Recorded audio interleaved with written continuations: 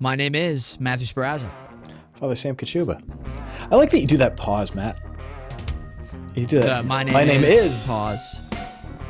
And then we got to get into it. It's a fun pause. That's the actor in me. I want the dramatic pause. Yeah.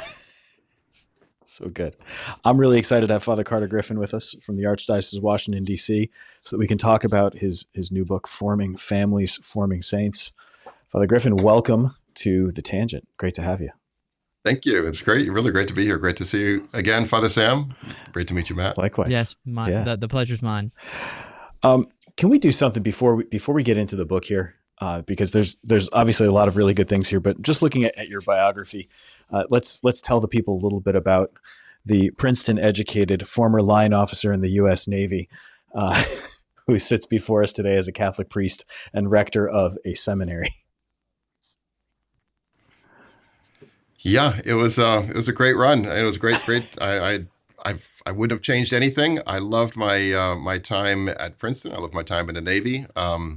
And when I left the Navy, I remember distinctly people saying, I left the Navy for the seminary, and I got one of two reactions. Either they thought I was going into something completely opposite of what I'd been doing in the military, or they thought I was just going into something like the equivalent, but the church version of it, So it's like basically the same job, just now doing it, and they both are true. They both have elements of truth. But I've been a priest now 20 years and loved every minute of it. A lot of that time, most of that time, believe it or not, has been in seminary formation, which is kind of the genesis also of this, because a lot of times I'd be talking to people about my life and what I'm doing in the seminary and stuff, people with kids, especially young kids, and they would often talk about how helpful something like that would be for them, and so I think that was really kind of the initial genesis of the book, was the time that I spent in seminary formation. But the Navy, too, was really helpful for seminary formation, because the U.S. military, probably more than any institution in the world, has mastered kind of the idea of quickly and deeply forming people to do something, and obviously ours is not just about to do a task like it is in the military typically, but there are elements of that are very helpful. You're able to take, someone coming in a few weeks of boot camp, you train them up and they're out in the fleet or out in the battlefield very quickly, and it's sort of an interesting idea of like how do you form a person? And obviously that needs to be much broader and deeper for our purposes. But anyway, those are kind of some of the elements of that past that found its way into this book ultimately. Have you ever been tempted to try to bring the amount of times into... that I was you're reminding me of the amount of times I was threatened with military school as a high schooler. By Father Sam. Yeah. Father Sam, my mother, Father Sam, I interrupted you. It's okay. No, I didn't realize you were talking. I'm sorry. Have you ever been tempted to bring boot camp to seminary and make that a part of the initial formation?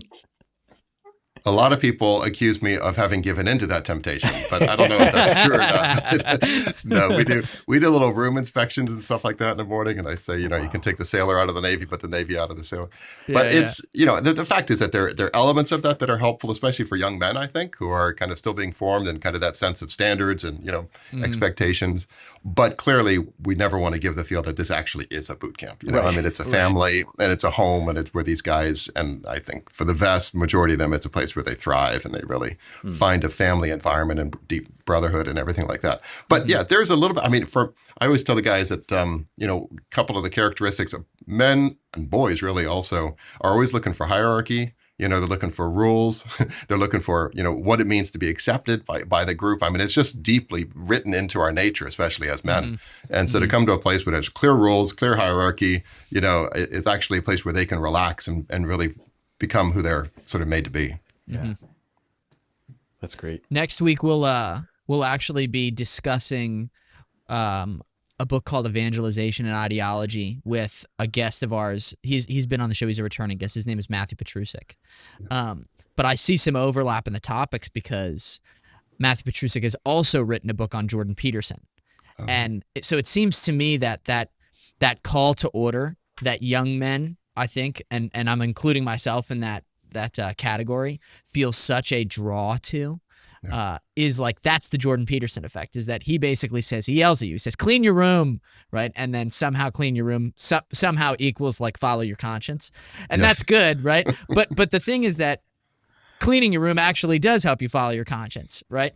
So the basis of this book, again, Forming Families, Forming Saints, is the 4 pillars of. Actually, I don't know what the technical name of it is. It's the 4 pillars of formation. Catechesis. Yeah, formation. Okay, Mm-hmm. all right, that makes sense. And the first pillar is human formation. That seems to me to be one of the greatest needs in our culture today. Can you describe human formation for me? Sure. Yeah. Well, human formation is what it sounds like, right? It's kind of the human raw material in which everything else is based. I think sometimes I've heard the image before, and it's helpful in learning and sort of identifying these 4 different pillars of formation is to sort of think of the vertical pillar of the cross, the vertical beam is the spiritual formation. It kind of connects us to God. The horizontal beam of the cross is the intellectual, sort of going through the mind of Christ, putting on the mind of Christ. The body, the corpus on the cross is the pastoral, or what I call apostolic formation in this, where you're serving others and loving others. You're caring for the body of Christ. And that leaves human, and that's the earth, in which it's grounded. It's like it's the planting of it's what holds it all up. So if you don't have good human formation, then you may be able to say your prayers, and you may be able to learn your theology if, talk about seminarians now, and you may be able to, pastorally do your work, but it's going to be all limited. All of it will be, or most of it will be limited because of the lack of human formation. So it would be stuff. It would be everything from learning the virtues of sincerity and hard work and interpersonal skills, and all these different things that are kind of just part of being a good human being. The discipline you were talking about, hygiene, table manners. It could be, it's across the board. It's from some of the most important things that are very deeply related to our growth in holiness to things that are just kind of being a pleasant person to be around, and everything in between. So human formation is vast. Chastity, of course, is a big part of it too, right? So it's a kind of a vast field, and I think it's so important, like you said, in every culture. But I think a lot of folks are growing up without a whole lot of human formation, or with very sporadic human formation with big gaps. And so a lot of what we do here is kind of figure out what those gaps are and try to fill them in. But I also make the point, and I mentioned this in the book, is that one of the reasons for, I think, families taking human formation seriously is because this is now sort of my speculation. I don't know if this would be studies anywhere, but I'm pretty sure this is true. It's the hardest of the 4 to make up later on. In other words, if you receive no prayer life, spiritual life, if you have zero formation intellectually and whatever, anything like that, if you can always grow in those things later on. But if you don't, if you're not able to have kind of a pleasant conversation, if you're not empathetic, if you struggle in chastity, all those things can be built up later on. But it's harder. So the more that can be done in a family, the better off our kids will be. Yeah, I think that's absolutely right. Those foundational experiences that you have as a kid growing up, those habits that you learn of how to handle different experiences and different emotions, just having that sort of intelligence about yourself, it's huge. I've done some work, Matt and I talk about this a lot with the Catholic Psych Institute, and human formation is so key there, and it includes all of those things. Basic human decency, basic manners. And then it gets into also those places where, like, to know how to relate to another person, how to enter into relationship. If that's not present, you're right. It's almost impossible to build anything else. And so, yeah, human formation really as the foundation, as that grounding is fantastic. As we're looking at human formation here in family life, is there one area of human formation that you find to be maybe harder to form for families, or maybe the most important, or is it just all of human formation taken together? Right. Yeah. No, everything's equally important. You got to do it all. You're a failure if you don't do it all. No pressure. No pressure. No pressure. It is actually one of the things, just as a parenthesis, you read a book like this or other books, and it can actually lead to a lot of kind of almost anxiety on the part of parents. And it's really important for everyone to know, like, we're all in the soup together, Yeah. And it's just like trying to find what the next steps are, trying to, it's the ideal really is just to choose one or two small aspects, just like for our own lives. We don't make 100 goals or 100 resolutions on a retreat. You make 2 or 3, right? And that's just true for our family life too. I think it's really good to have a vision. That's kind of by far the most important thing. Is like, okay, let's say, to a couple, they realize that their strengths are, one of them is really strong with the spiritual, one is maybe more intellectual, but neither of them have done a lot in human, or another combination are like, okay, well, we need to be more intentional about that, because otherwise it probably won't happen, because that's not kind of our normal wheelhouse, or we may be intellectual and human, but like the spiritual, we do the Sunday Mass. We're not really into like learning prayers, or teaching how to, adoration or anything like that. Well, maybe we need to focus on it, because the idea is really that all four of these areas of formation are kind of growing together. And so I think in terms of the human, to me, even before, I would say, what's the top priority for a young person? I would say it's actually building order into their life, and the capacity, and order includes a lot of things, but it includes discipline with use of time. It includes good balance of how you're using your time.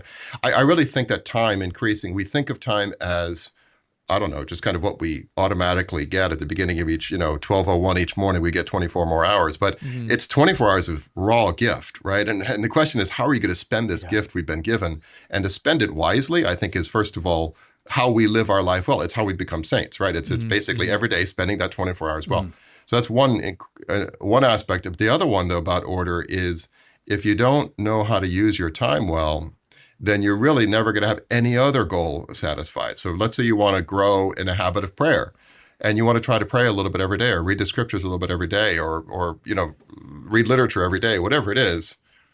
If you don't have order, you don't have planning. If you don't have a plan to your day, then it's just never going to happen. So you may have the best resolutions and all the most important things in the world, but if you don't actually spend part of your life doing it, you're never actually going to achieve anything, right? And so, and secular people understand this. I mean, athletes can be some of the most disciplined people out there, getting up early in the morning, doing 2-a-days, whatever it is, and they're just like on, and they're using their time very productively. And, as St. Paul says, they do it for a crown that withers, but we a crown that is imperishable, and so like learning how to use our time, I think, is something that parents can help kids with in age appropriate ways, obviously, but especially as they reach their teenage years and they start to, because I think a lot of kids are kind of programmed by their parents, their days are programmed by their parents, and well-intentioned, and I get all that. But for kids to start taking more ownership and responsibility of their own time, including recreation, by the way, it shouldn't just be constant productivity either, these highly planned lives. But so learning how to find that balance and start to form that, I think that would be a huge one. The other one that I would say about human is learning how to trust, learning how to be sincere, especially in a family environment. I think parents are able to kind of create an environment where kids are comfortable talking to them about anything, and that will yield enormous fruit down the road. I mean, I find that even in the seminary, like if we don't have a relationship of trust, it's just going to be very hard to do anything, because it's sort of the basis of all formation. And if it's true in the seminary, it's true in spades in the family. If kids can't trust their parents, it's going to be really hard to do a lot of formation. And so there's obviously choices that the kid makes, in terms of trusting or not trusting, but parents can set an environment where hopefully they are able to be trusted, by their kids. Mm-hmm. I love this image of time as the infinite, or the how did you phrase it? Just that pure gift of those 24 hours. So, I think raw gift. Raw gift. Yeah, that was it. So what I was thinking is, as a pastor, I have people all the time who are looking at wanting to do things with their family. They want to be able to bring their kids to things. They want to be able to interact in all these different ways, but they often feel so much pressure on their time. If they've got more than 3 kids, they've got, or if they could have 1 kid and there's 5 different practices that they feel like they have to get their kid to, some of that's for music, some of that's for one sport, and then there's another sport that's overlapping in that season, and then there's like all these other things that they just feel so much that they have to provide for their kids. So I've got to get my kids to all these different things so they have the experiences, but then they're also feeling this added pressure, add the sort of just caravan and driving all over the place to taxi service and bring the kids everywhere. Do you find any particular advice that can be given to families in that situation where they're maxing out the time, but may feel like that time is less than a raw gift? They may feel that time is actually not so much a gift, but a burden. Yeah. Well, I mean, again, I think it goes back to the question of the vision. Like, what is the vision for a flourishing life for us as spouses and our kids, right? And what that looks like may not be what the world is telling you is the Mm-hmm. definition of a flourishing life, right? And I think if you start with or we start with the destination and then figure out the means to get there, and like, what's the end? What's the purpose? What's the goal?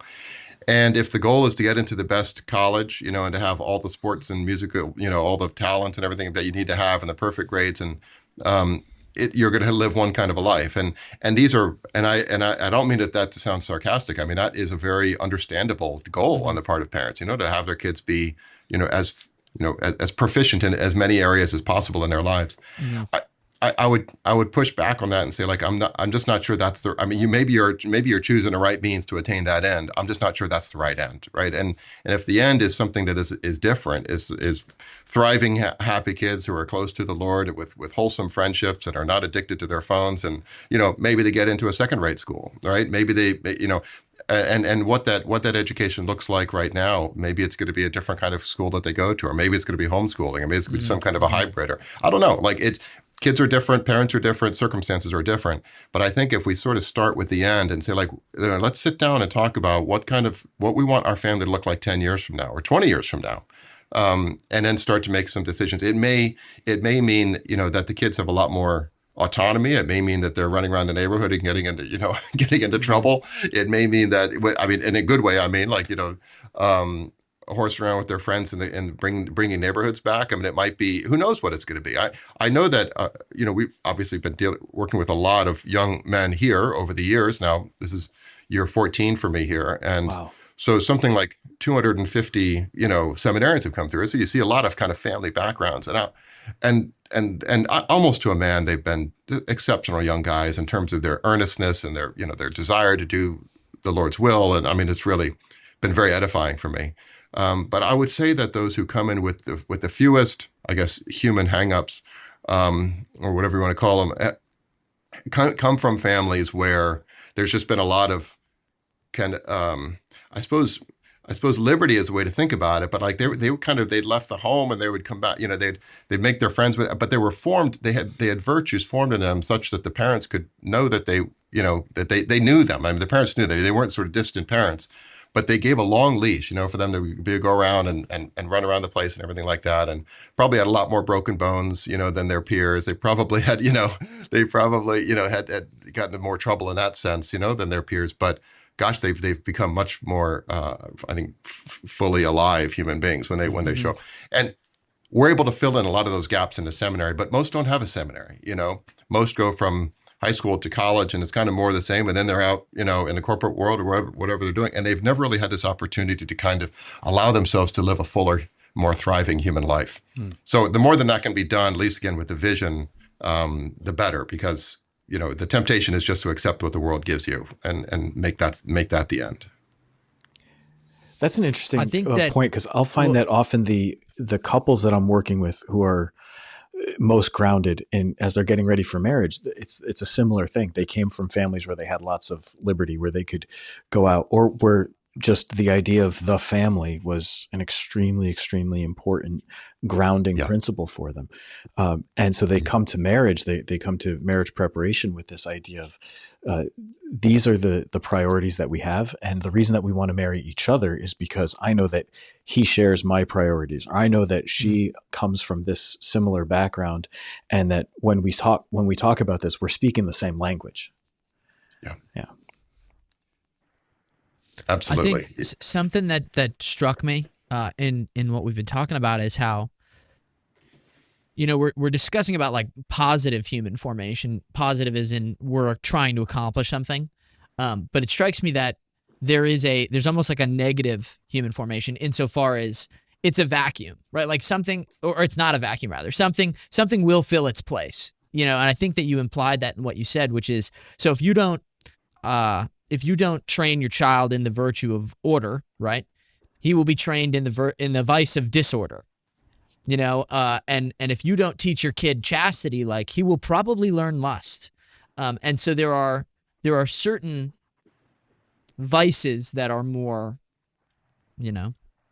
prevalent today, right? Like lust seems like the one that would be easiest to fall into. We recently interviewed Nick Clune, and he referred to iPhones as mobile porn theaters. Yeah. And he was like, and nobody ever trained. He works with men that are addicted to pornography, and he said nobody ever trained you to walk around with a mobile porn theater. Nobody ever taught you how to use a device that could be used that way. So out of the we've got the positive virtues, but I guess, aside from lust, although feel free to choose it, which vice do you think is the one that's most dangerous that parents should keep an eye out for, knowing that building virtue is an offensive game, but it's also a defensive game? Yeah. Yeah. And I like that idea that it's going to be this or that. Maybe I think the way that I would visualize it is like an unformed lump of dough. You can, if you can form it and knead it well, and it could become this great, loaf of bread, Right. and you can also do nothing. It's still going to be there, right? It's just going to be this unformed lump, right? Yes. And it's I only laugh because I started thinking about pizza. my inner Italian came in. I was like, we're talking pepperoni. Yeah. So you can see how, and maybe the analogy to draw it a little bit further is like if you leave that lump unkneaded and unbaked for a long enough time, it becomes very hard, and it's much harder to kind of form it into something later on, to go back to that previous point. So like it's the disorder. The laziness is the vice, order is the virtue, but in a way, laziness is just the unformed portion of that dough, which has never been kneaded into order, and it just kind of, it's our fallen human nature kind of goes to the lowest, not common denominator. What's it like the passive path of least resistance, and unless you build up the virtue, which is why fortitude, by the way, as a virtue, maybe that would be one contender for your question, because every virtue has fortitude, right? Every virtue needs fortitude. In order to grow in the virtue, there has to be fortitude. So without fortitude, it's kind of like when a lot of the saints talk about without humility, you can have all the charity in the world, but in a sense you don't, right? Humility is without humility, you're not going to have the virtues. Without fortitude, you can't have the. So I'd say fortitude would be one probably contender for that. The other one I would say is sloth. Especially for boys, I think, possibly something along the lines of like social charity for girls. I think there can be like the groups of girls can get just really, really nasty, with each other and everything like that. Boys, I think it tends to be sloth, idleness is the devil's workshop and all that stuff. So I think these would be some of the vices that I would be particularly attentive to. You mentioned chastity, obviously, as hugely important. In some ways, chastity is downstream from those, I think. If you have a culture of trust, you have you're growing in fortitude, and your time is well spent. You're not or slothful. It's much less likely you're going to fall into chastity. But it is a distinct virtue, and it does need to be formed distinctly. I'm a big believer in like helping kids, or let's say young men, kind of a teenage kids, to sort of see that chastity is not primarily about not sinning, but it's about unleashing your capacity to love, really. And lust is just so many boulders or obstacles in the way of that river flowing smoothly, and eventually it just gets dammed up, and it's really, really hard to love. And so when you're helping, a young man wants to know how to love well, right? And when it's put into that context, I think it can be very helpful. But he also has a weak human nature like the rest of us, and the lump is not fully formed yet, and so you have to give him some very clear boundaries and aids, along the way too. But anyway, those would be some of the virtues that I would say, or the contrary to the vices. Another thing that you mentioned in this book, so I'm reading through the human formation portion at the moment, and I had emailed you this, but I'll say it here. I've already suggested this book to a whole bunch of family members, because nice. So I have an almost 2-year-old son, and we're expecting our second son in May, and all of my cousins were all like at the exact same pace, and I'm Italian. Okay, so that's it. You're going to be selling at least 10 more books. But in the introduction to the section on spiritual formation, you quote from Familiaris Consortio, and the thing that stuck out to me in that quote was that John Paul II says that spiritual formation allows a parent to become, I think he used the phrase, fully parent. So I want you to dig into that for me. What does it mean that spiritual formation is the key to like fully embracing my role as father?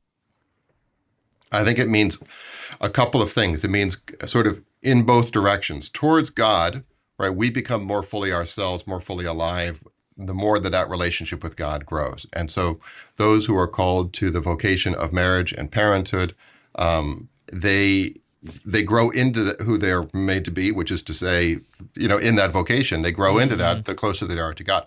Those who are closest to God will be the best moms and dads, will be the best husbands and wives, right? So that's one element of it, which would be true for any vocation. It happens to be true also for the vocation of marriage and family. I think towards children, however, sort of in the other direction, it also has a huge impact on the fullness of motherhood or fatherhood, because you as a Christian father are not made just to bring other sort of instances of our species into the world. You and your wife cooperated with God. You procreated, right? Literally. Rabbits don't procreate; they reproduce, right? Humans procreate. They enter into the procreative capacity of God, and He infuses an immortal, absolutely radically unique soul into that child, which is utterly beyond your capacity as a mom and dad to do. Yeah, and that's so for sure. that child is now in the world and ordered to this eternal destiny, right? And his destiny is to become a saint and to go to heaven. So that he actually ends up you're actually forming your future brother or sister, right? in the kingdom of God. And if you think about it that way, then you realize that biologically generating the child is the first and easiest step and the most fun. Right, and then, yeah. and then the human. What's the joke? It's like that having children is men do the thing that they think about every like 6 seconds or something. And that's right. And then a woman has to carry the child for 9 months. Right, and then you both have to raise it for the next 18 years, or some would say 30 years. Yeah. So yeah, then it evens out. No. so then you have all these years of forming this child, and that's obviously, but that's true of anyone who. That's every pagan who has that, but it's still an important. But then as a Christian dad or mom, you have this kind of this other layer, which is actually the most important, which is like, I have to form this child to now go to heaven, right? And this child is going to help me go to heaven too. But I mean, I have this primary responsibility of helping, and that cannot happen apart from that spiritual dimension of formation, right? So as you grow in your own interior life, but also as you are equipped to pass that on. So what does it mean to be a spiritual father, which is what you're called to be to your children? First of all, it means you're praying for them. It means you're sacrificing for them. It means you're bringing them to the sacraments. It means you're setting a good example for them. So you're representing God the Father to them in a very powerful way. And so I think these are different ways that you are setting your child along a course. He or she is still going to have to make their own choices, and they may go off the path temporarily, or God forbid, permanently. But at least you will have set them on this path where they are ordered and they are walking towards eternal life. So I think in that sense, that's the fullness of your parenthood. It's not primarily a natural thing, but a supernatural thing. It is incredibly tempting at times to disregard the primacy of so that this concept, you said the best thing I could do for my wife and my children is be holy, right? Like that, the essence of it was there. And it can be very tempting to let that go and instead say like, well, what's the best thing that I can do? Well, I need to provide food for my children. So if I go work for another hour, right? Like maybe we'll be better off, physically. I mean, we're not exactly starving at the moment, but you get the essence of it, right? So it's like, it's so tempting, I think, for fathers to try and prioritize work over prayer, right? And this is something I've learned in the last year of that lesson of the best thing I could do for my wife is be holier. Yeah.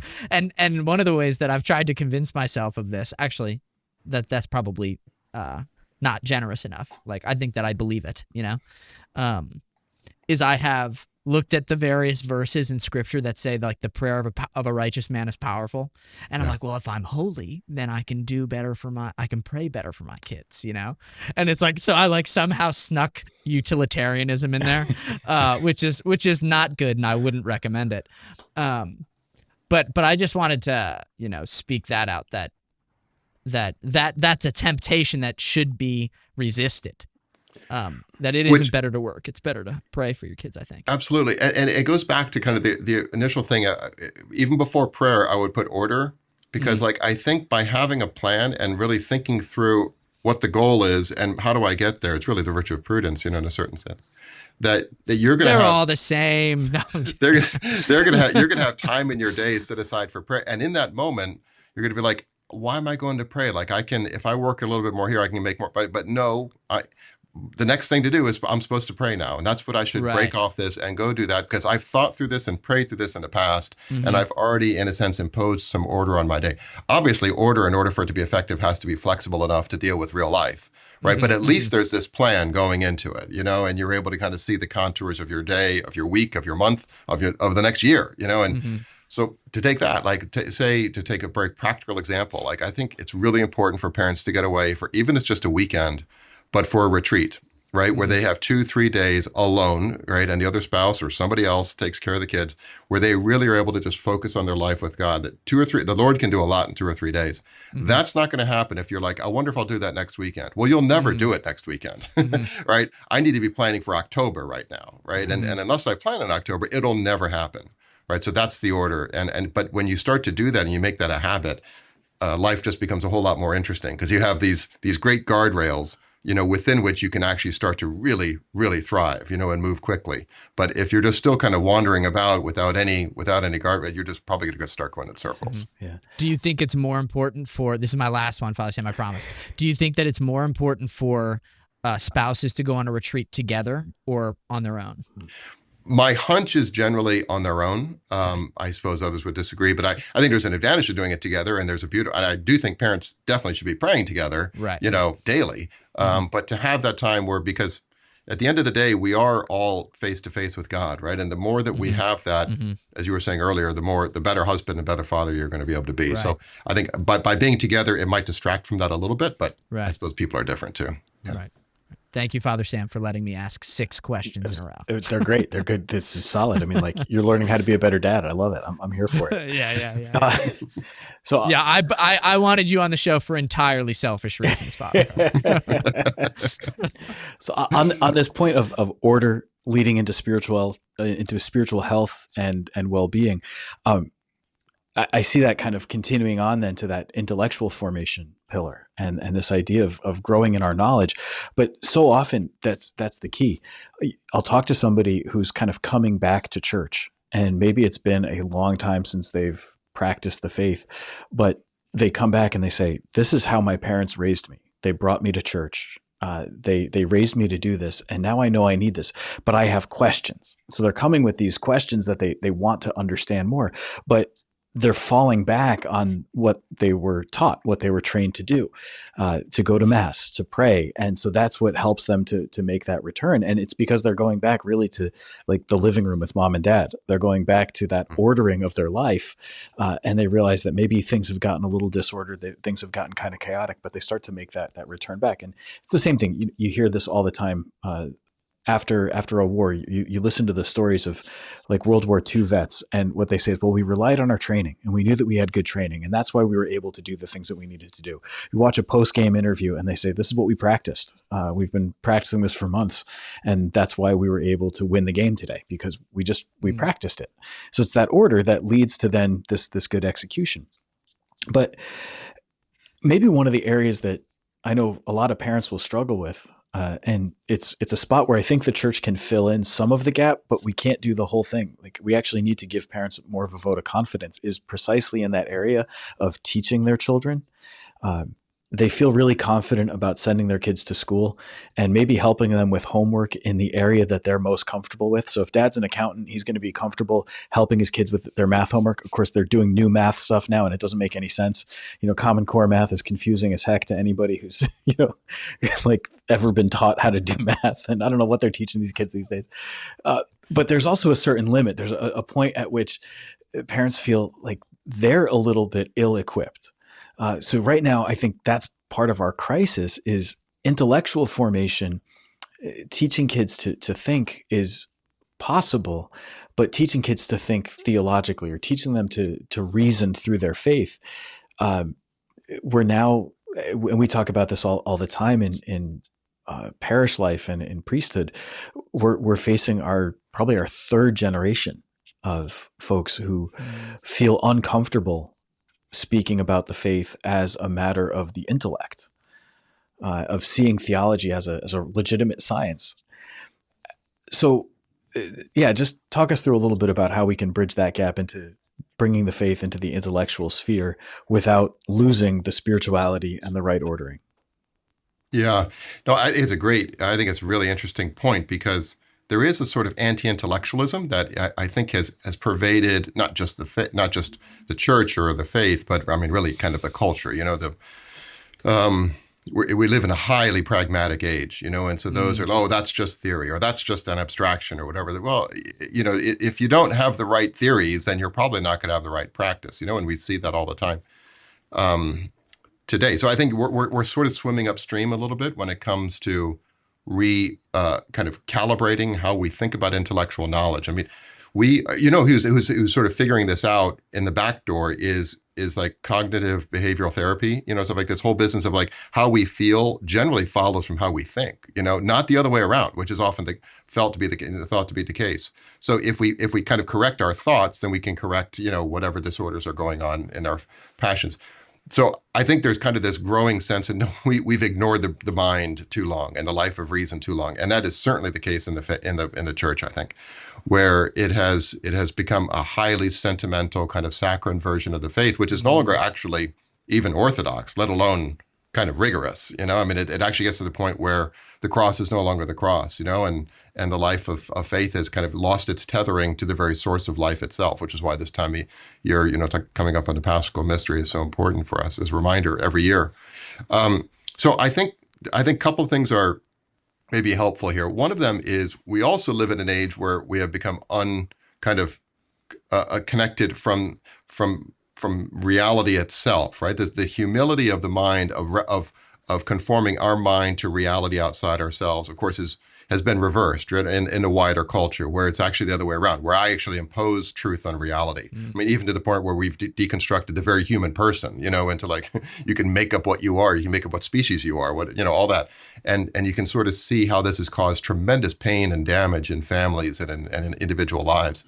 And so recovering that sense of humility before the wonder of reality beyond us, which will also, by the way, heal some of these deep divisions that we have, because part of the divisions are because we don't agree that there is something out there that we're pursuing together, right? And if we don't have that common understanding of truth is outside of both of us, and you and I are both looking for that truth together, well, then you've basically undercut the very source of the beginning of civil discourse, right? And even just familial discourse and just human discourse. So I think recovering that sense of reality outside of ourselves, forming ourselves, and one of the reasons why the screens can be so unsettling in this regard, because you live the life behind a screen and you have avatars everywhere and all that stuff. You basically are imposing reality, yourself onto reality. And so I think getting family is I talk a lot about like just getting outside, getting outside and in three-dimensional reality.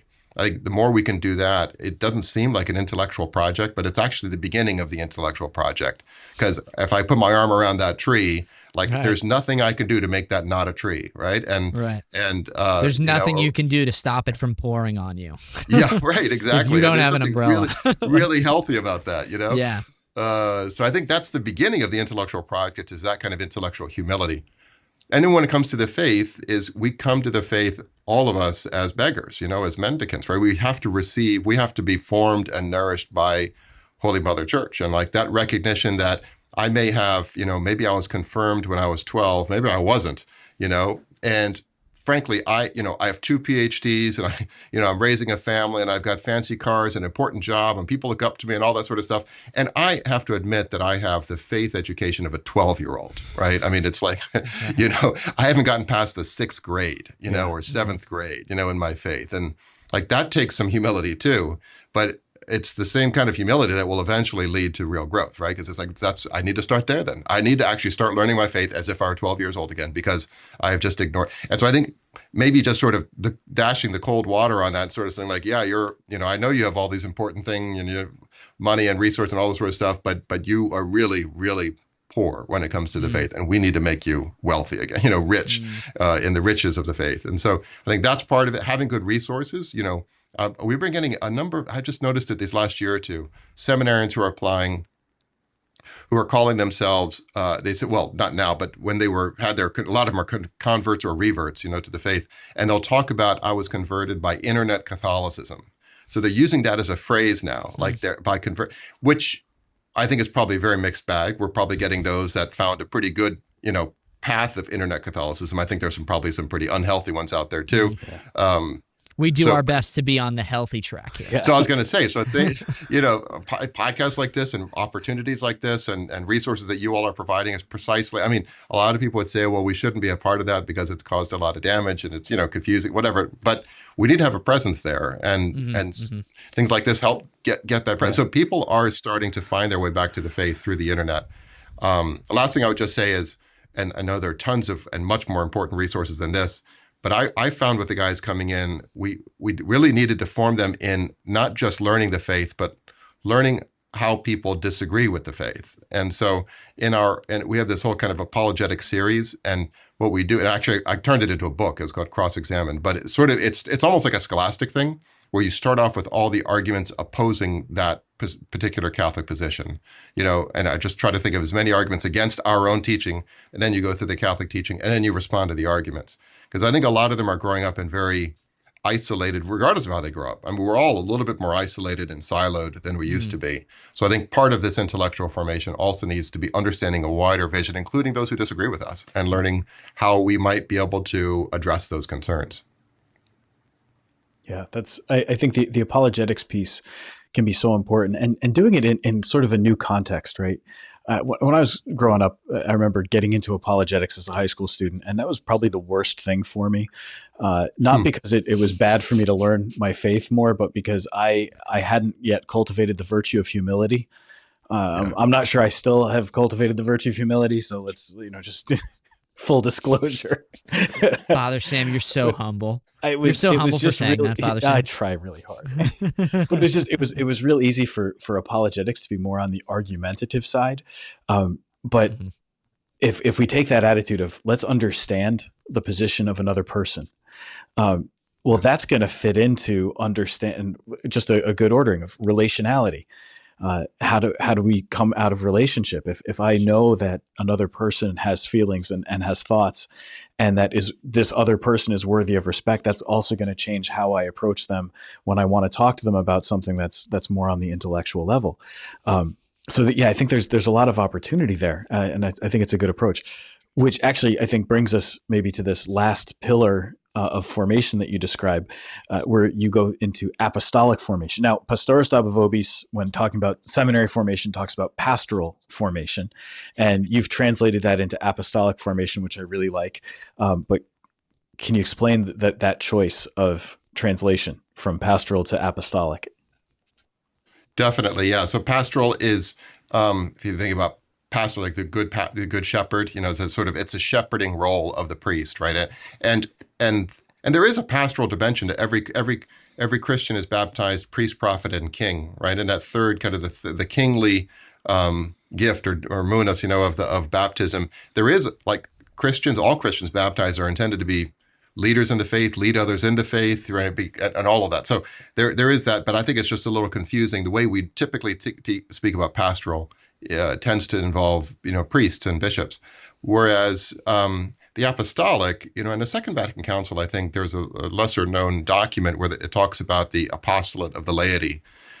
And I think it's very important because it makes a point, it's not a new point, but it just has been, it needed to be emphasized, which is that lay people are not given their commission for the apostolate doesn't come from priests or bishops. It doesn't come from the church. It comes directly from Christ. It comes through their baptism. So they're baptized in such a way that they become apostles. They have to be the ones who also carry the faith to others and bring the good news to others and help others get back on the right path. And all of that work, it's not just, that's the priest's job. It is the priest's job, but it's also everybody's job. And so I think that's the focus of the sort of the apostolic. And this is the one that I think of the four dimensions of family formation. in my opinion, is probably the one that most parents are most scared of. Right? Sort of human, it's like, okay, I get it. We may not be great at it. Maybe we are good at it. Spiritual, I get it. We have to pray. We have to learn this, all that. Intellectual, that's kind of just the faith version of what we're already doing in school. I get that too. But apostolic means like you have to get outside your comfort zone. You have to talk to people, you have to be a public witness to Christ. I mean, increasingly, if we're faithful Catholics, increasingly we will be the only faithful Catholics that most people we interact with know. The only one. If you think about that for a minute, Yeah. if you're just like interacting in the world, and if you're in the Catholic bubble, that's different. But if you're actually like a job out there and you work at a restaurant or you work at a company or you're a barber or whatever it is, you may be the only faithful Catholic that people in your life know. Which means that there's a tremendous response, and that might be a little scary, but we got to start with the truth. And like the fact is, like Jesus may want to use you to show what it means to be a faithful Catholic. And so that's where the apostolic, now, having said that, I also want to say that I think sometimes we overthink this, or we kind of have a vision of this, which is not necessary. This doesn't mean that everyone has to get on a soapbox and start preaching from the street corners. And it's typically going to be a lot more subtle than that, which is, I have a whole section there on like the dinner table as basically like the perfect place to learn the apostolic formation, apostolic dimension of formation, because so much happens around a dinner table. But it's that kind of stuff where I think done very intentionally can help set up our kids to be, and ourselves to be, apostles of Christ. My parishioners will be very relieved that they don't have to get up on a soapbox and preach in the public square to convert people. But yeah, because their pastor's already doing it, right? Yeah. But I think you're absolutely right that for people to realize that they may be the only faithful Catholics that somebody who they work with or they interact with will ever meet. And then to also for some of those families to realize that there are other faithful Catholic families around them who they can also rely on. So like form that community, create the Catholic bubble, if you will, and then be ready to go out into wherever it is that you work and be maybe the only Catholic witness that's there. But then what a beautiful draw. I think about some friends of mine who would, they would have a party every year, and they would get all these people together. And some of them were from the Catholic bubble. And then some of them were people who they met on the train on their way into New York City to work, where they would just see these people every day getting on the same train as them on the way there, on the way back. And they would just say, hey, I'm having a party. You should come to my house and join us for this party. And so they would get these people who had no idea what they were getting into. And then they would show up at this party and there's like 5 priests. And then there's also all these super uber Catholic families there. And they're just like drawing them in little by little. And I think it's a brilliant way I love to do that. it. Yeah. Yeah. That's brilliant. Yeah. So good.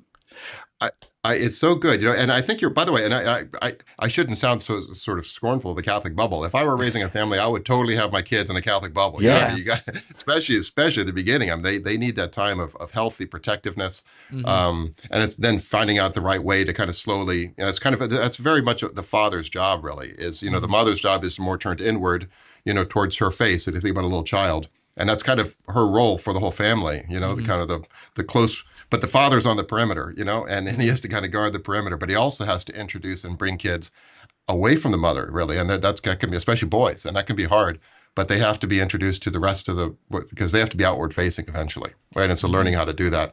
But yeah, no, that's a great example of how to do that, your friends there. Yeah. Well, I heard, I'm gonna just leave with this. I heard an analogy for sending your kids into public school so that they can evangelize. The analogy is that you shouldn't do it, just for the record.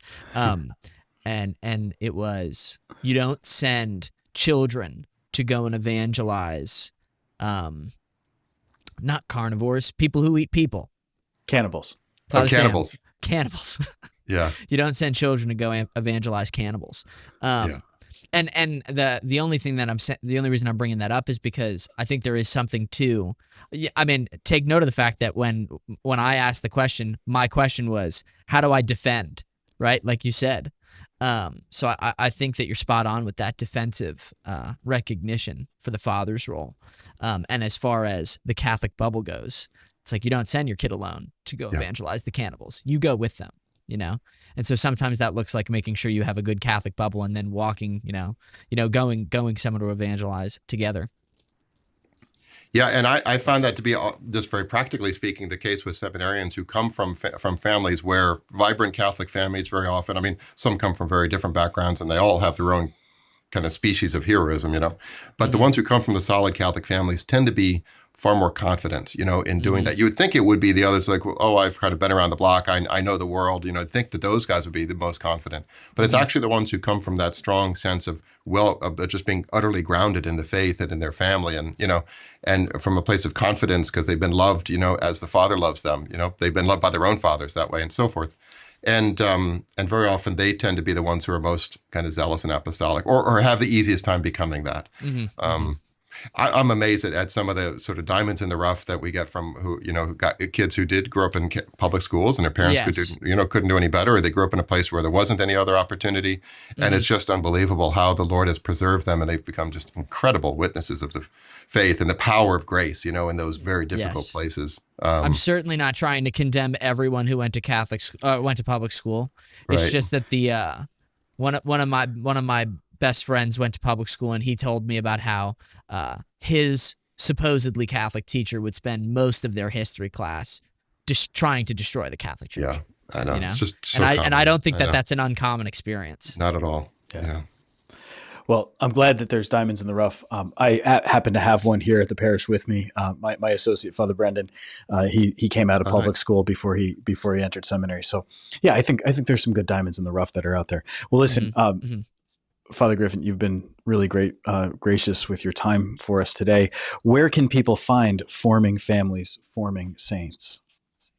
You know, it's on Amazon and everything like that. But I always encourage people to just enjoy. I've learned this myself as an author, of trying to go to the publisher when possible. I mean, sometimes you pay a couple dollars in shipping or something like that. But it definitely helps these publishers, these Catholic publishers who are running on a shoestring budget. Emmaus Road Press is part of the St. Paul Center with the Scott Hahn sort of center at Steubenville, and it's just doing amazing work. I'm really, really impressed with them. So if I were somebody, I would maybe jump on the St. Paul Center or the Emmaus Road website and order it from there. We're recording during Lent. Everybody's obliged to perform some almsgiving. There So you go. everybody should go to the St. Paul Center's website and buy it there. Great. Awesome. Thank you, Father Griffin. Yeah. You're Thanks more so than much. welcome. Good to be with you too. Yeah. God bless you. Take care. I think we're live streaming. Yeah. I hope not. I don't know. I don't know where we would be live streaming to, Nobody's But- going to watch. but yeah. I just looked out my Apparently we're window live and there's some birds building a nest. And Nice. I'm thinking about these birds building a nest Mhm. and the formation of the nest and the Mhm. formation of the family. And man, it's just all happening for me. I'm watching it in nature right now That's out it. my window, and there's a real beauty to it. Yes. Let me tell you something. You could have written this book. No, no. That's- I actually. I don't think is I that could have. insulting? I didn't mean it that way. No, it's not insulting. I mean, maybe to Father Carter Griffin it would be insulting. And now, because you're and now, suggesting that kind I'm of to you. capable of writing his book. Yeah, I don't. All right, this is not the only book that he's written. We could have had him on to talk about a number of different books. His book about spiritual fatherhood and the gift of celibacy, and how that matters for priestly ministry. He's written more than one book, and he's really a phenomenal guy. A very capable guy. One thing we didn't really get to talk He's certainly about. he's a fun guest. Yeah, He's a yeah. very fun guest. So. He's very good to talk to. One thing we didn't really get to talk to him too much about was just a formatting choice that he made in this book, where he's got each chapter kind of a basic description of the virtue and how it relates to this particular pillar of formation. But then he also includes something about a saint who exemplifies that virtue. Right. And then for each of the pillars, he also has a family writing about their experience of that particular pillar. Mm-hmm. And I think that's just such an interesting way to do things, because here he is, he's giving as he kind of talked about it, the theory, the ideal. Mm-hmm. And then he's giving examples of people who historically have lived it out. And then here's the concrete example of people who right now are working through this, so that it's not just theory. It's not just an intellectual idea. This is actually something pragmatic. So he kind of meets the pragmatic mindset where it is, while also giving this great historical and everything else, all of that kind of put together. He also has various discussion questions. So in the introduction to this book, he makes a suggestion on how to read it, which would be one, I guess, chapter. I guess that they would be called chapters. One chapter per week with your spouse. And so at the end of the section, I'll show it here. So I guess I'm talking about this, not that. So I guess technically not the very end. And if you're just listening to this as an audio podcast, please go and watch the video so you can see what Matt pointed to. Yes, it was a blue box with white text and 4 questions, followed promptly by an orange page with white text. But it's got various questions and ideas. So I'm going to read one. It says, this is for order. It says, pick one area such as bedrooms or the kitchen that needs special attention in your home this week. What can each member of the family do to foster order? So it's like, this is a very tangible idea. Is your kitchen a mess? And if it is a mess, clean it, right? And that is how you can help to reinforce order in your family life this week.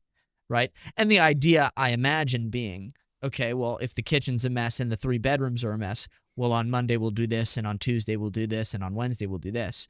And I must admit, Father Sam, that Renee and I have already incorporated aspects of this book into our lives. This Good morning, job. we chose what we would eat for dinner for the rest of the week.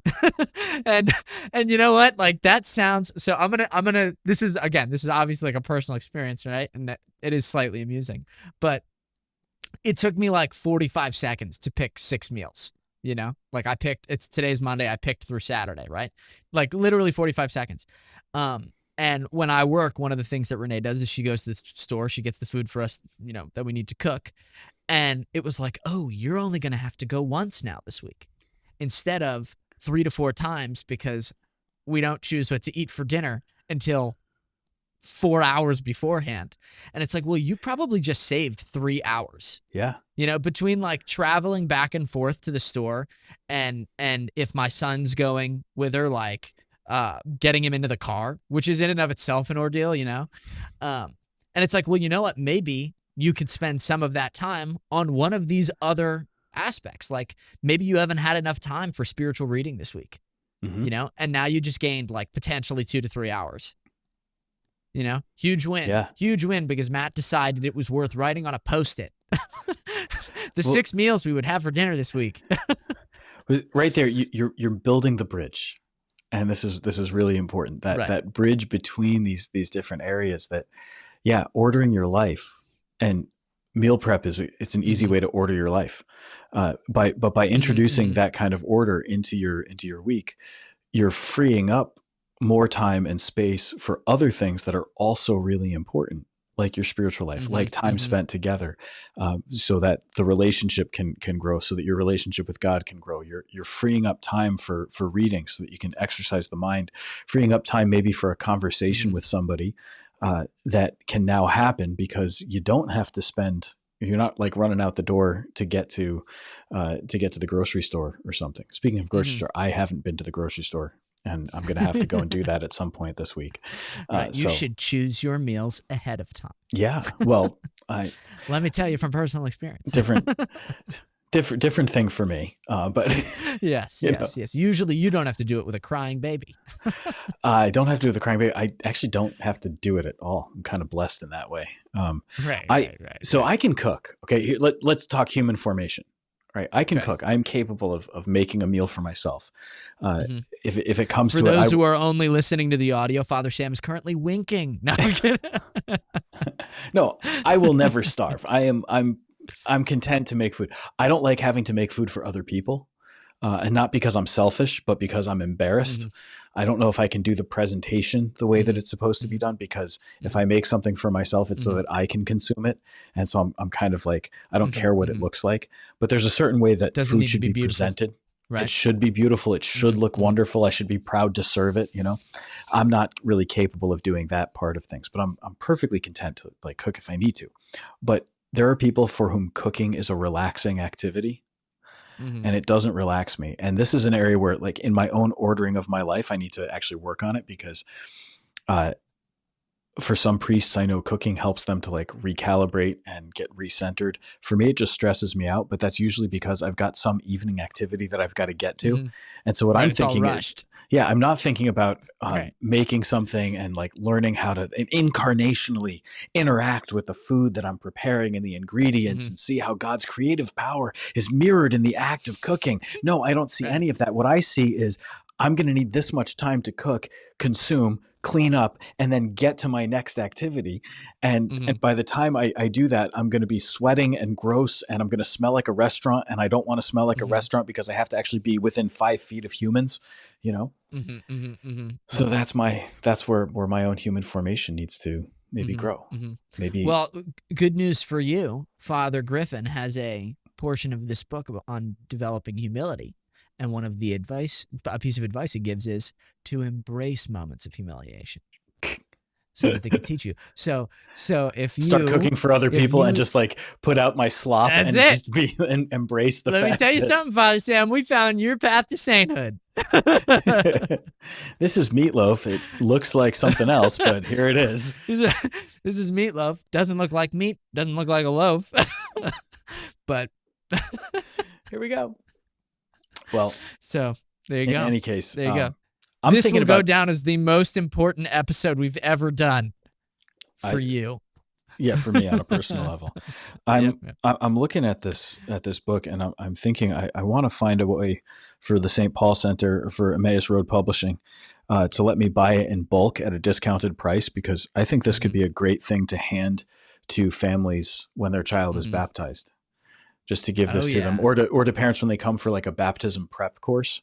So like you're about to have your kid baptized. Here's this thing. We could even give this to couples on their wedding day, right? And just be like, remember, this is what you're about. Here's your mission. No, and you're absolutely right. That's a wonderful gift to give to those embracing, embarking on the vocation, or who have obviously begun living it in a more fuller way. Yeah, it's great. If that's the right way of saying that.